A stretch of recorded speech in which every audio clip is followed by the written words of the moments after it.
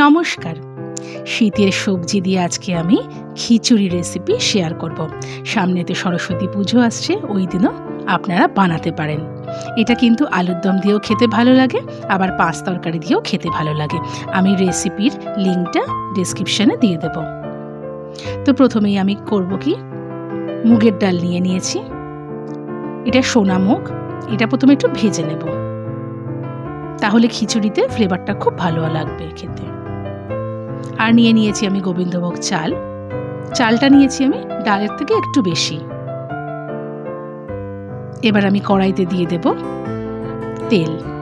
তো তেল দিয়ে আমি ফোড়ন দেব। আগে দিয়ে দিলাম দুটো শুকনো লঙ্কা, 3-4টে ছোট এলাচ, দারচিনি আর দুটো তেজপাতা। দিয়ে ফোড়নটার থেকে একটু বেশ ভালো গন্ধ আসলে, আমি যেহেতু সবজি দিয়ে করছি, ফুলকপি, গাজর, মটরশুঁটি, বিনস, টমেটো এসব দিয়ে করছি। তো প্রথমে আমি ফুলকপিটা একটু লাল লাল করে ভেজে নেব। তো আপনারা কে কোথা থেকে আমার রেসিপি দেখছেন প্লিজ কমেন্টস করবেন। ফুলকপিটা হয়ে গেলে ওই তেলের মধ্যে আমি দিয়ে দিচ্ছি বিনস আর গাজরটা। আপনারা আলাদা আলাদা করে উঠিয়েও করতে পারেন, তবে সরস্বতী পুজোর দিন তাড়াহুড়া থাকে, আমি খুব চটজলদি বানানোর রেসিপিটাই শেয়ার করছি। তো ফুলকপিগুলোকে আমি তুলে নিলাম, বাকি সবজিগুলো কড়াইতেই থাকবে।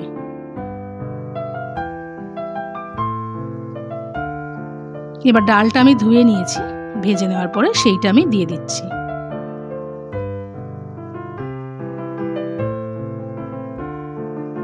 সাথে আমি চালটাও ধুয়ে নিয়েছিলাম, একটু ভিজিয়ে রেখেছিলাম জলে, এটাও দিয়ে দিলাম।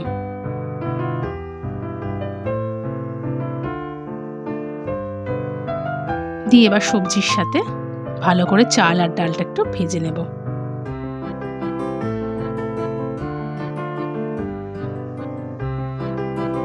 এবার দেব লবণ 2 চামচ দিলাম।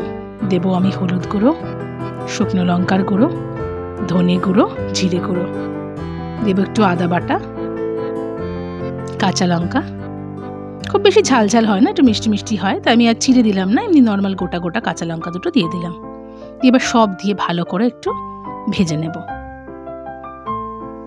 মিশিয়ে নিলাম ভালো করে।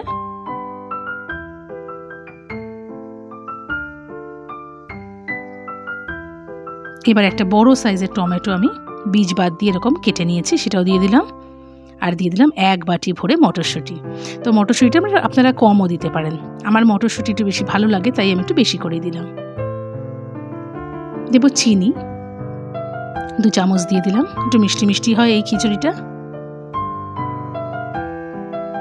এবার আমি জল গরম করে সেটা দিয়ে দিলাম। মোটামুটি পুরোটা ডুবে যাবে, তার থেকে 1 ইঞ্চি মতন কি 1.5 ইঞ্চি মতন জল বেশি দেব লেয়ারের থেকে। এবার আমি ঢাকা দিয়ে দেব, এবার ভালো করে সিদ্ধ হওয়ার জন্য। মাঝখানে আমি একবার খুলেছি, দিয়ে একটুখানি ওপর নিচ করে দিচ্ছি, ভালো করে একটু মিশিয়ে দিচ্ছি। দিয়ে আবারও আঁচটা কমিয়ে আমি ঢাকা দিয়ে রেখে দেব। হ্যাঁ, আমি ফুলকপিগুলো যে ভেজে উঠিয়ে রেখেছিলাম সেগুলো এবার অ্যাড করে দিলাম। আগের থেকে দিলে আবার ফুলকপিগুলো গলে যেত, তাই জন্য মোটামুটি কিছুটা হয়ে এসছে সিদ্ধ। এবার আমি ঢাকা দিয়ে দিয়েছিলাম। এবার ঢাকাটা খুলে সিদ্ধ হয়ে গেছে, আমি চেক করে নিয়েছি। দেব আমি ঘি আর গরম মশলা। দিয়ে আবার ঘি আর গরম মশলাটাকে ভালো করে মিশিয়ে নিচ্ছি।